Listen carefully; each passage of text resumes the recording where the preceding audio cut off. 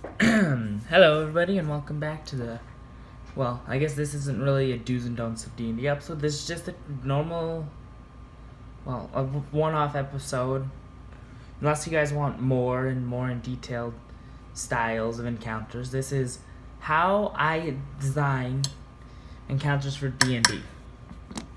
Now this is an old one where I kind of I just decided to leave it like that as fun. This is an old chessboard which, well, it broke, so I used it to create a D&D, and well, some of the pieces broke, so I just used this because I couldn't play chess with it anymore, so it's now a D&D encounter board. Now this encounter was a lot older of one where, as such, I was developing basically an attack that would be held out by my party who is playing my D&D. Now, they would go through an encounter which would lead them to get to the point where they needed to cross a river, and if they went to look for solutions to get around, they'd eventually see this tree in the distance as one of the potential options, because as I've said in a previous do's and don'ts of D&D episode, don't streamline your party. But this is one of my ways of semi-streamlining them, so giving them an encounter that's built up enough. And basically what was involved was I just decided that I would have archers who were laying in wait to ambush, and then swordsmen who were laying in wait to ambush. And the only way across was a bridge to make it so to get the archers, they would need to rush past the infantrymen to make it a lot harder to get past the archers, and so on and so forth. Now that was a very simple one. Now, what I'm going to do, of course, is run through my basic way of building an encounter. First off, I'll think of a setting. So, let's say we needed a house. A 2-story house that would devise traps and have a secret entrance at the bottom in one of the rooms, maybe the bathroom, let's say. So first off, I'd start out by quickly sketching up a house. That's what the pen's for, and a basic design. And I'd sketch, of course, both floors.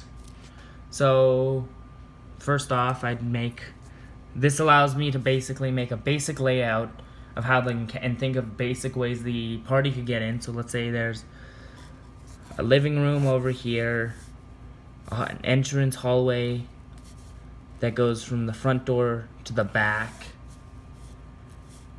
a stairway on this side, and of course this one's a lot more rough because I only have so long.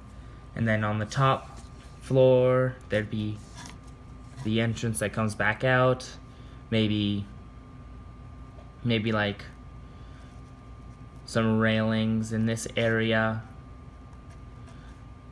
and then like some rooms, so like 2 or 3 rooms in the top, like a master bedroom, and then 2 side rooms, and then under here would be probably the wash area, and then maybe like a closet would be over here, and then this would be the washroom and bath area where the secret entrance would be hidden.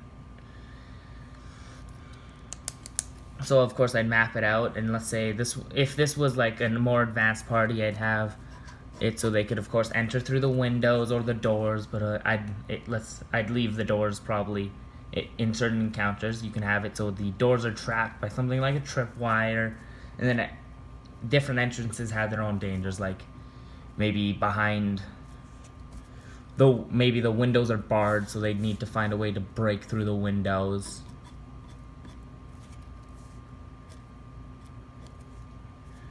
Or maybe there's a balcony out front on the that sticks off of the second level, so they could find a way to enter there, and maybe even be traps there. Now, the amount of traps, how dangerous the traps are, and how easy they are to detect is, of course, based on the party and how the party plays. So you can make it so, like, and I'd always recommend, if you're doing something in D&D, anytime you're doing a trap, to make it so so that you maybe describe it. So as you're, let's say there's a box right here and a box right there on the side with a tripwire. As you enter you can describe it as you enter the room, you can see what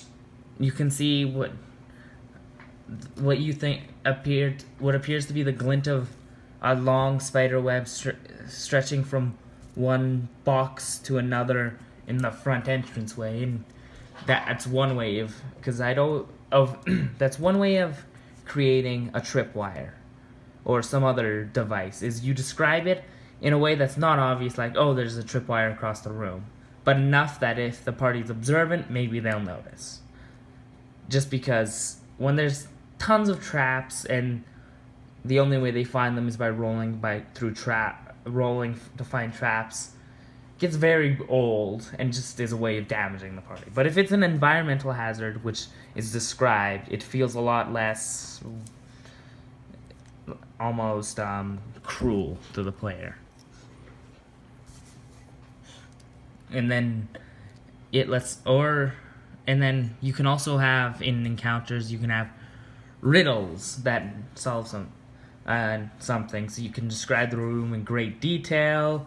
Of course, one thing I'd always do is, if you describe the room in great detail, and let's say there's like a box in the corner, there's like a square in the corner that's with a bunch of cracks in it, maybe you describe that in very little detail, and then you can always take their attention away by saying, oh, and then in the top left-hand corner there's a bit of stone that looks like it's damp, and if this was, let's say, in a dungeon underground underneath a swamp, so that if they investigate this, there's the potential hazard of course, them knocking that out and filling the room with water as a trap.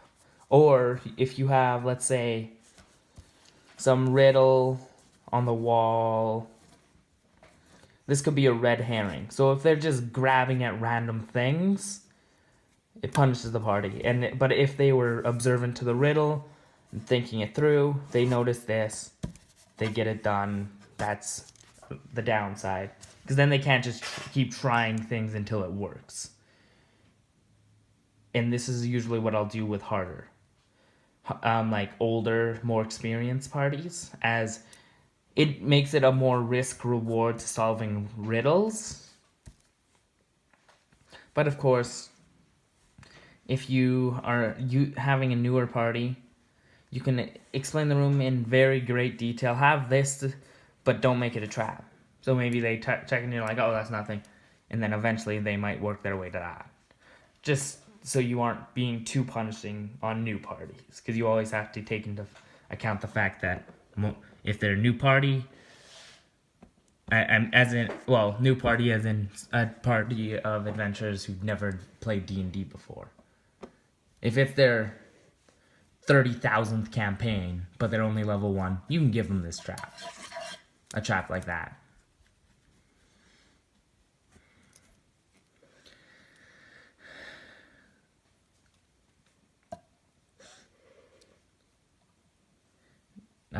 Though I can't think of any good riddles at the moment while I was planning for this video, I've done a few in my campaigns. Or, of course, you can give them like secrets that are just noticed. Like, you can give them a secret area which is just there through description slightly, or them just accidentally, where they could accidentally stumble upon it. Such as you'll have like you could say, oh, as you step into this room, it's slightly warmer than the rest of the rooms you've been in, but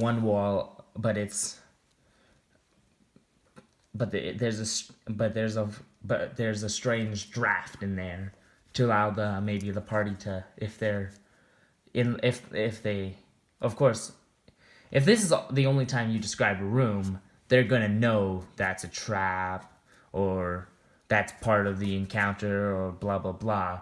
But I believe that in a good D&D campaign, you will always describe your encounters. So you'll always describe it at like a house where there, or like an area where there could be, like, if you're in just the rainforest, you could describe it as like, the blooming blah blah blah jungle of Vesemir. Or, but when they're about to walk into an ambush, you can say, oh, the skies are being very dark. Every once in a while, a little bit of shift of movement catches your eye, but it fades into nothingness as you feel that it may just be doubt overcoming you, as something that happens for an ambush, to allow them to have the chance to detect it, or otherwise just allow them to be like, oops, we should have listened to what the DM said. Because at least if they're going to get into a trap or an ambush, they aren't going to be as grumpy, because some of them will still be grumpy if you put them in any form of trap, even if you give them certain types of warning, like, saying that as you walk through this as you walk through this darkened chasm, or darkened part of the chasm or whatever, it allows them to have a chance of getting a sense that something might be up without just straight up alerting them. I believe that that's the best way to go about it, because then they don't feel cheated. As a player, I've been in situations where, now you're in an ambush. As you're walking, you're just now in an ambush. No possible way of stopping it. Nothing. It's just out of nowhere. And it sucks. It's not fun for encounters. It's at least either parties who are out there and they'll be like, is this a trap? Is this a trap? Is this area an ambush? Is there an ambush going to be waiting for us in this room, or is this room a bomb? And it takes them. It basically leads to a party where they're going around going and poking everything with a stick to see if it's going to explode or bite them. Which, as you may guess, it gets boring, and usually that's a reason why parties will break up, as they sit there worrying about dying because they don't want their level 5 cleric that they've worked so hard on the backstory of to just die because of some random unfair trap in the middle of a dungeon.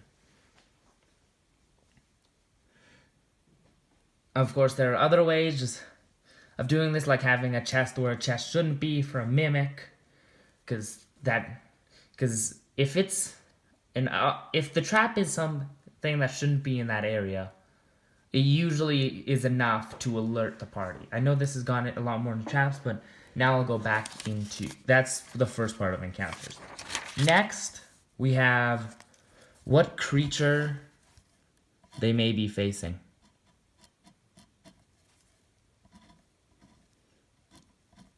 As whatever they're facing, whether it's an ugly goblin or some fire-breathing dragon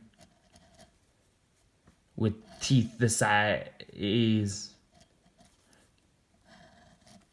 of buildings, it should always be very natural feeling. So you aren't going to get a leviathan, or some kraken coming out of a little puddle.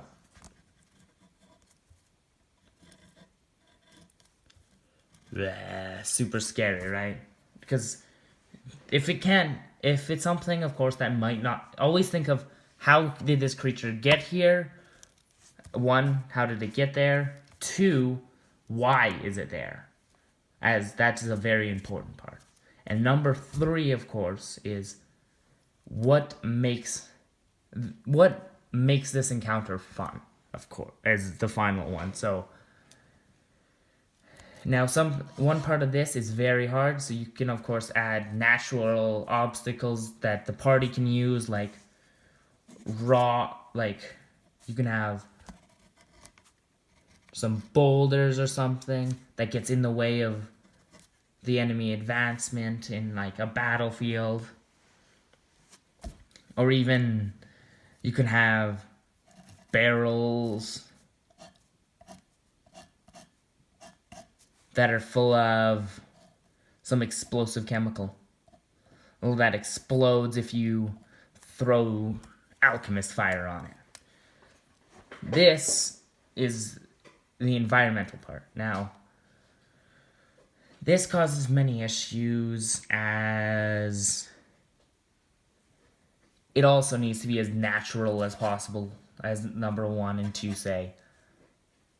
And if you're having it there for the party's use, and they are just ignoring it, without being unfair and just having all of the enemies go for it, you can use natural obstacles like things like exploding barrels against them. Maybe there's a hobgoblin on a balcony in a building that goes and kicks one of these exploding barrels off of the balcony of a building right onto the party.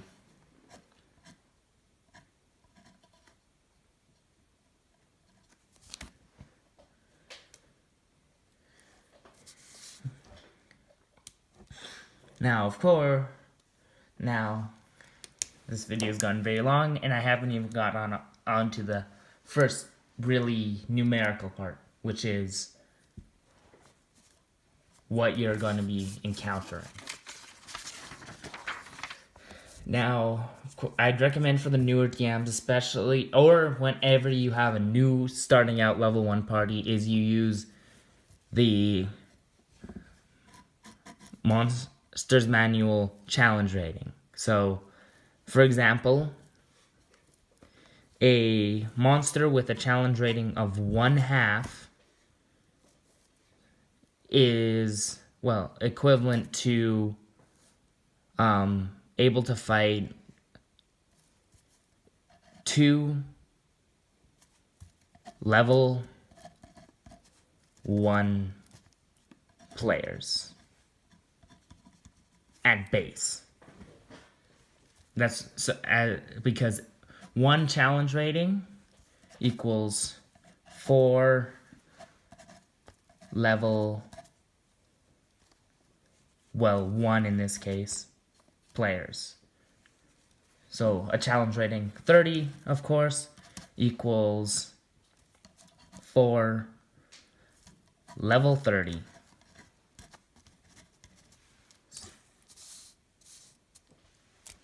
Now this seems to get confusing, but whatever it is, if you can if you need to figure out how many, if let's say you wanted 20 creatures to be facing 4 level 5s, what you do at that point would be, I'd recommend just to do what the party level, so which would be 5 times 4, equaling, well, 20 in this case. And then you divide whatever the party's equivalent would be, so 5 times 4. So this would mean you'd want 20 level 1s, as everything scales by 4 challenge rating 1s,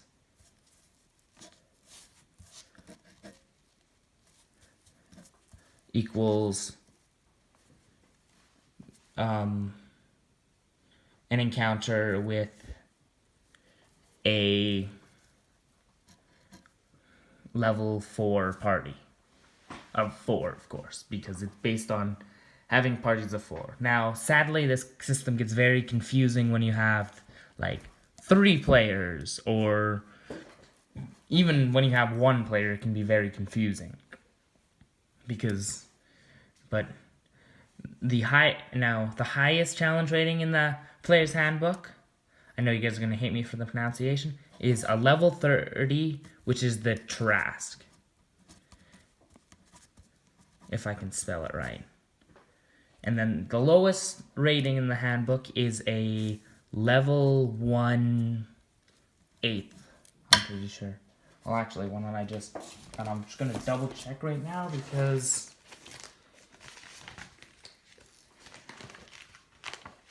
Yeah, level 1/8 seems to be the lowest. Oh no, wait, there's a challenge rating 0, which is not really a monster. It'd be something such as, if I can find one, I'll show it to you. It's basically any creature that is very easily defeated. So, like... what's a good level challenge rating 0? A raven, for example. Here, let me just take this page out of my handbook to show you. Now, a raven is a challenge rating 0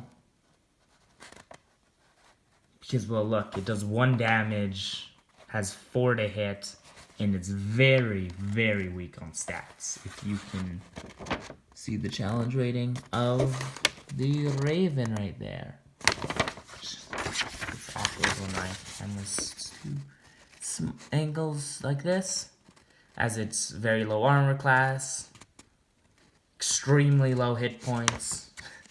I love this system because I've rolled 0 and well, when you roll, and then this is how you would solve them. I'm pretty sure there's a page on this in the Monsters Manual, which, if you don't have, I'm sure there are other ways to get it that I'm not gonna say condone. But as you look on right here, that's the challenge rating board. Now, not only does everything kind of go up in scale, but you can notice that everything goes up, well, in danger as its XP goes up. As level 30, I'm pretty sure that knocking one of them out will level you up like 5 or 6 times, except if a level 1 knocks out a level 30 challenge rating, and you're a player who's watching this, tell your DM they're a dingus. That's just it.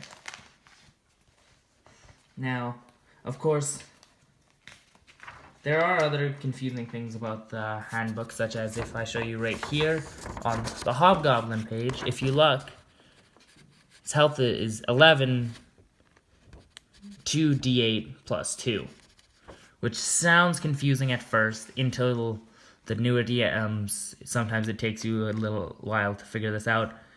You can either use the 11 hit points as their base, because that's what averages out between rolling 2d8 and adding 2, or you can just roll 2d8 plus 2, and that equals 1 of your Hobgoblin's health, or you can average that out across all of them. And then another confusing thing that took me by surprise is this 5, I've seen many people confuse it for the plus to hit. This 5 is not plus to hit, but it's actually a base damage you can use. So hitting your party for 5 every time they're hit, or 6, 5 every time they're hit, instead of rolling and rolling and rolling and rolling over and over again. Because it's a very annoying system to roll over and over again.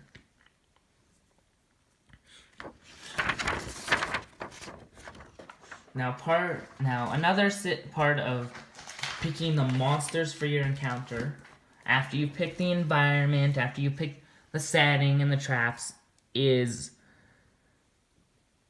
what's the structure like? So if it's like a hobgoblin,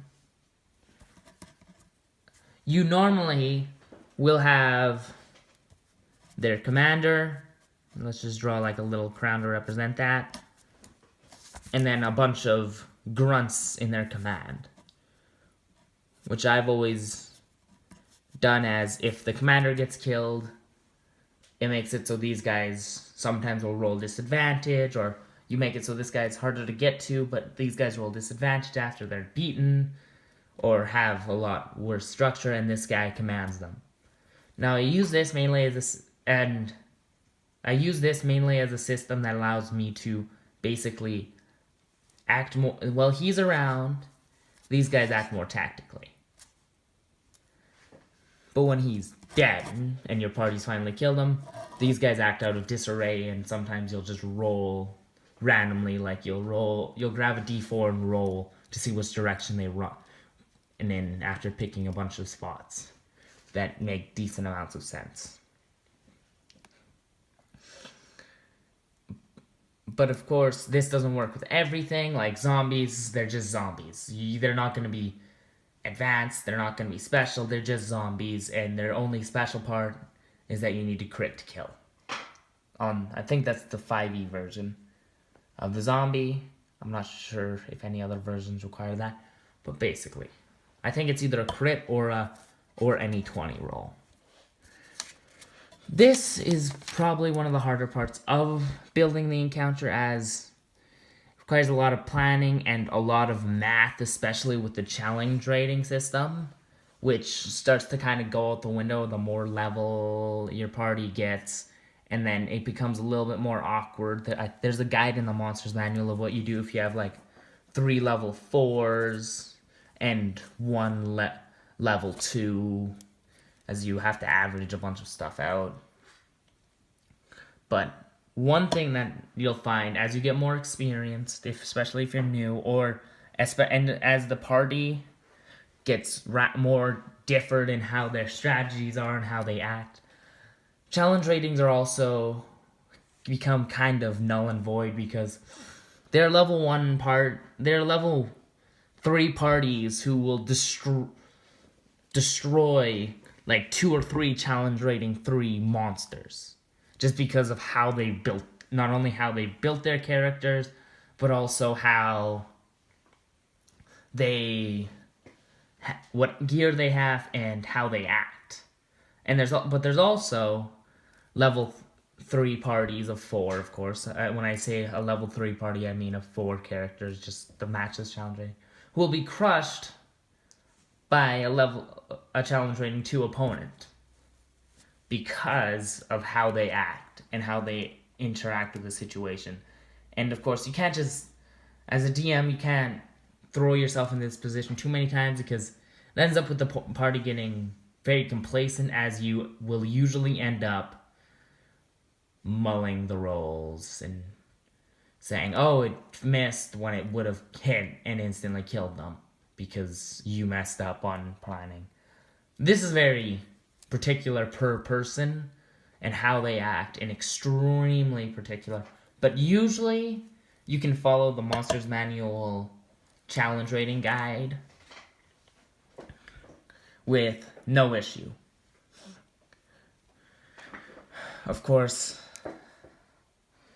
there are some newer DMs, like the one I'm with, who decide, okay, I'm gonna throw them all at zombies and see what happens, and or even what type of character they made. Because if let's say they took something out of one of the expansions, or one of the fan-made expansions especially, this system goes out the window, because those creatures, those monsters, they are made for the base, for your cleric fighter, paladin, ranger party style of their system, which it's fine. This one's a lot easier to work with, especially than the last version in 4E and 3E, especially. As it's become more adaptable, I just recommend looking at how they act, because if there's a party who all they have is attacks that are going to do certain damage against a certain creature, of course, that are going to wreck. So let's say, I'm just taking a quick look at here, or even in reverse, like there's some creatures like the Jackalware where they have immunity to bludgeoning and piercing and slashing damage from non-magical weapons that aren't silvered. So if all your party can do is bludgeon and slash with non-magical weapons, they're not going to win, as none of that damage can possibly do anything to them. Or, for instance, if I can find an example of one, just looking through, because of course I can't remember any of these off the top of my head after playing forever. Some creatures have weaknesses to certain types of actions that make them more vulnerable to certain types of attacks. But for some reason, while I'm looking through, I can't find that, so I might be being a dingus myself on camera.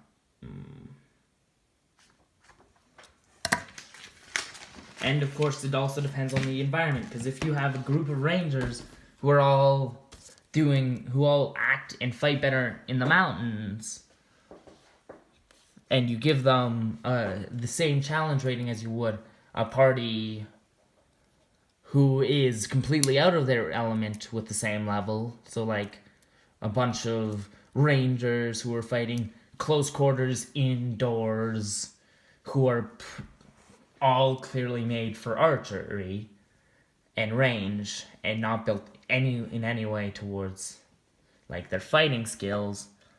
Now I know this usually rarely ever happens in actual D&D, but I'm just trying to think of the broadest example I can, which if you gave them the same challenge rating in the same position, but one party is really good in that situation, like amazing, check, and the other party is just horrible in disadvantage in every way, in the exact situation, one of them's probably going to die, and the other one's probably going to prevail perfectly with no issues at all.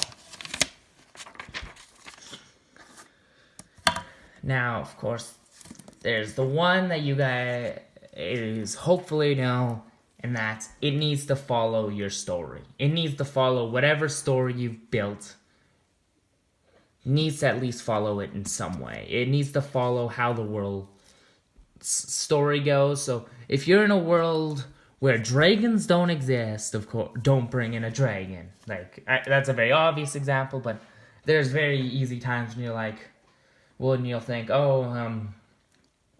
magic doesn't really work well in this world, blah, blah, blah. There's very few creatures who use magic.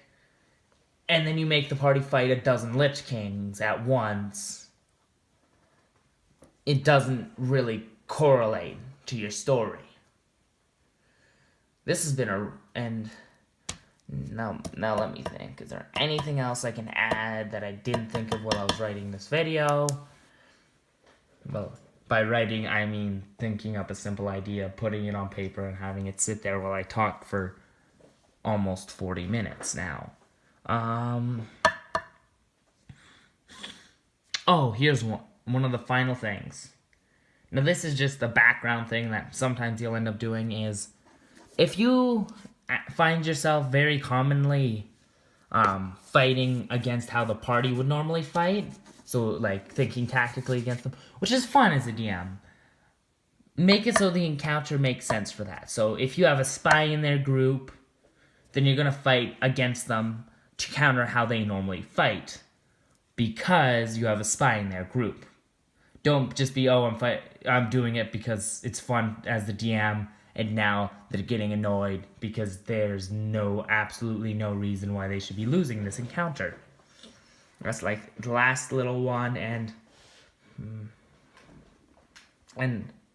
otherwise there's not much else other than maybe you can give it so there's more gradual progression from if the encounters are going in X direction, it changes from, let's say, a forest over and over into the mountains. It slowly becomes more rocky in the terrain, especially if you're using like a board system with mats and little figurines and all that. Make it so from encounter to encounter you'll have, the first encounter is all trees, the next one has a little bit of rocks, more rocks, more rocks, more rocks, now it's all rocks and no trees as you progress. This is more of how you build the encounters as a whole, as it allows you to basically allows you to feel more environmentally drawn into the story, as it just makes more and more sense. It feels more intriguing. It brings you more in depth into the story, especially your players and including you. You'll get more ingrained into the story, which is the sad part about being a DM, of course, is you're not really ingrained into the story. Now, of course, if there's anything else you guys have questions about or need answers to, you can, of course, just give me a message on this video or any video about what you want me to talk about in a DND video, or what you want me to do on the channel as a whole. Your guys' support's always appreciated, and of course, if you have questions about D&D, I'm willing to answer them. I'll do an entire video on them if they're a good one, and don't be afraid to ask, because we've all been there at the start with a